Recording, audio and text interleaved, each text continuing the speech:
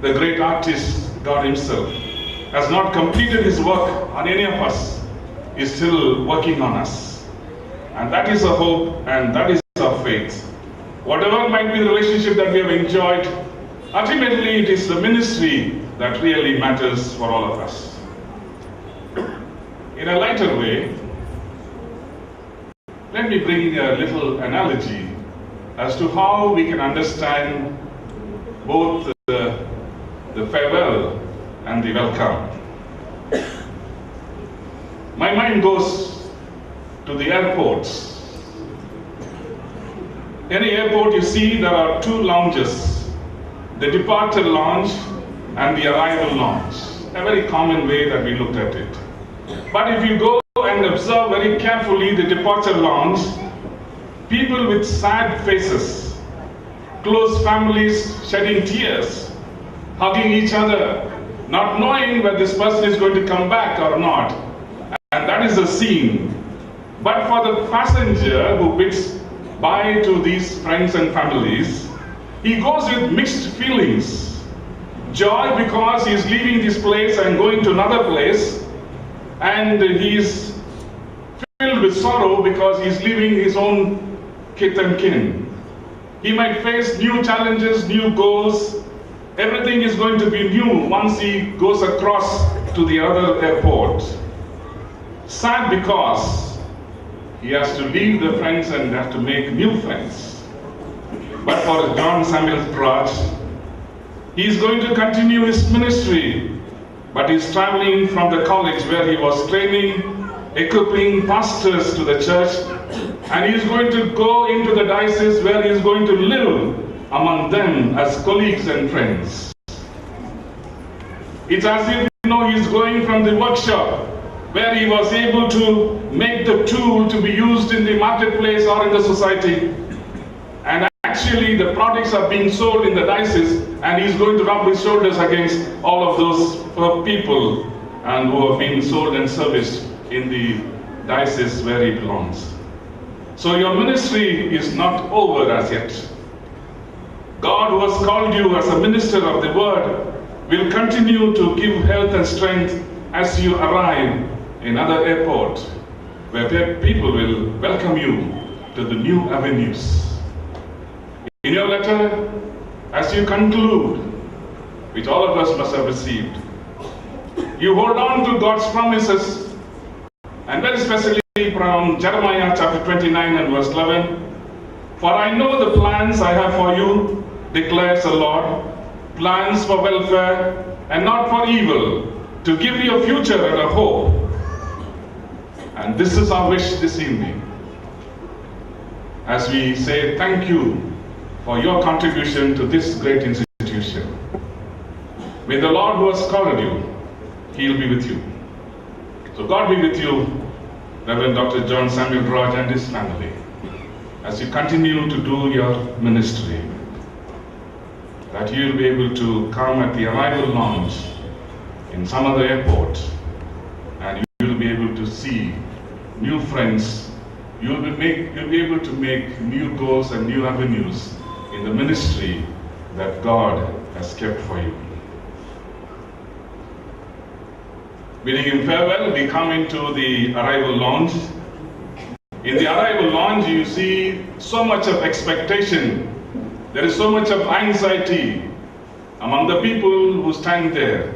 They go to the places where the timetable is being exhibited electronically, otherwise they look into that, what is the expected time of arrival, whether the person knows the other person or not, but they look at those familiar things. Even if you don't know the person, you get familiar with that person. As a person picks him up from the airport, he starts talking to the person and getting to know the person. And before he could reach the destination, the driver or the other person who were standing there with a placard not knowing who's coming in the arrival lounge, he is able to make the friendship. And he might know the place. For Reverend Dr. Chilkuri Vasantara, UTC is not a new place. But this office is going to be a new office for him. He was on the other side, listening to the lecturers or teaching. Now ACTC is coming here as a principal, but it's going to be a new venture altogether for him. He might know the place in general. But now, as a principal designate, in a few minutes he's going to be the principal. New opportunity for him, new vision, new goal, and everything seems to be different for him. So now, let me welcome the new principal, Reverend Dr. Tilkuri Vasantarao. That God be with you as you take on this great mantle. I've chosen a passage from the book of Genesis, chapter 25, 26, and other passages. I'm very hesitant to speak to these seminarians because you have I asked Tilkuri Vasantarao, what is your department? He said, I'm Old Testament. Then I said, finish for me.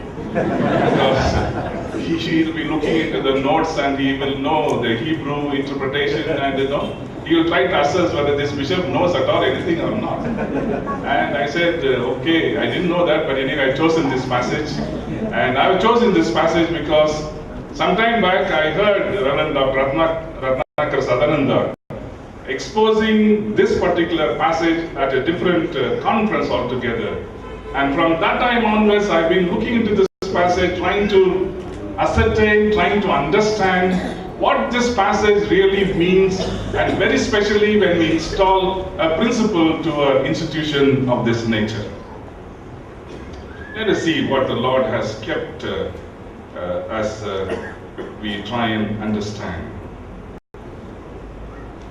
The one line that I can say, or the phrase that I can say to Tilkuri Vasantarao, don't give up.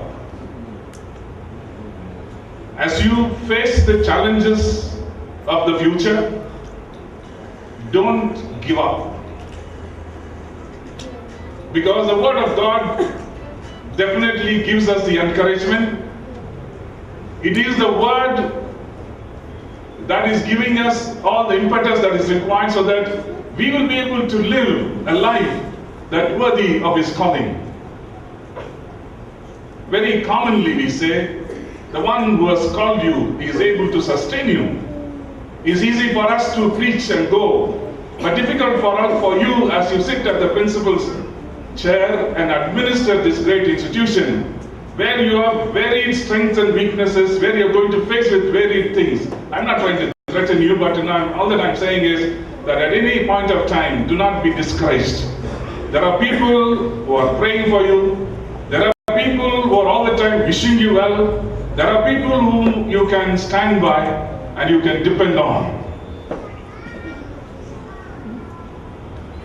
Thomas Alva Edison, a scientist internationally known, while he was in his 8th and 9th grade, the teacher told him, too stupid to learn anything.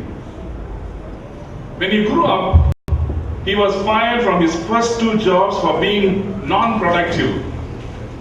As an inventor, Edison made 1,000 unsuccessful attempts at inventing the light bulb.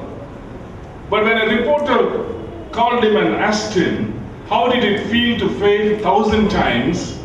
Edison replied, I didn't fail 1,000 times. The light bulb was an invention with 1,000 steps. So every failure is a stepping stone. Great people have made these statements. And Thomas Edison went through that. Thomas Edison experimented for years, tried one kind of filament after another, failed again and again, slept only a few hours a day, but kept on until he succeeded. Why? Because he had the vision of an electric lamp which would replace the dim and dangerous oil lamp of his day. After years of preparation, he did invent a bright, long-burning electric lamp, which has been a tremendous blessing to billions of people. Thomas Alva Edison held, as he went through varied inventions, 1,093 patents for different inventions. Many of them, like the light bulb, the phonograph and the motion picture camera. And these are some of the brilliant creations that have huge influence on our everyday life. It is because he didn't want to give up. 13 chapters in Genesis are devoted to telling the story of Abraham. And around 10 chapters of the story talks about Jacob. They are the main characters in the plot that we see in the book of Genesis. But when you turn to the Isaac history or the life of Isaac, there are only 2 chapters in the book of Genesis that has been devoted to explain Isaac's life. But the very title Genesis means generation. Genesis is a record of 10 successive generations, and we understand that. The point being, generations come and go, but the Lord remains and never changes. 109 years have passed by since the inception of UTC. You went through ups and downs, challenging times. God, who had founded this institution in equipping people of God theologically and otherwise, was able to stand with this institution. And today, as we have the transition of the leadership from one person to the other person, persons change, God remains the same. So the entire book of Genesis emphasizes on the sovereignty of God and the wisdom of his delays. In the book of Genesis again, we see there are many delays that have been recorded. Sarah and Abraham had to wait 25 years before Isaac was born. Jacob had to labor for 14 years to obtain his 2 wives. And Joseph had to wait for 20 years before he was reconciled to his brothers. God has a time, and in his time he makes everything beautiful. And in our times, we need to understand, our times are in God's hand. Psalm 31:15. And his timing is never wrong. His timing is never wrong. Now coming over to the passage that was read to us, the wells were property that Isaac inherited from his father. These are part of Abraham's legacy. Even in the order of service, I repeatedly heard the word legacy being passed down. It is not something that we have initiated today. We might add on to the legacy that's been passed on to us. It is for us as leaders of the church and leaders of this institution to keep that legacy, to keep that goal and the purpose for which this institution was founded, and we need to understand that legacy. And Abraham knew that his family, servants and his animals must have water, and thereby he started digging wells. The land where they lived also, a semi-desert area, but still Isaac dug a well. The well, as we understand, speaks of dependence. We depend on something for our survival.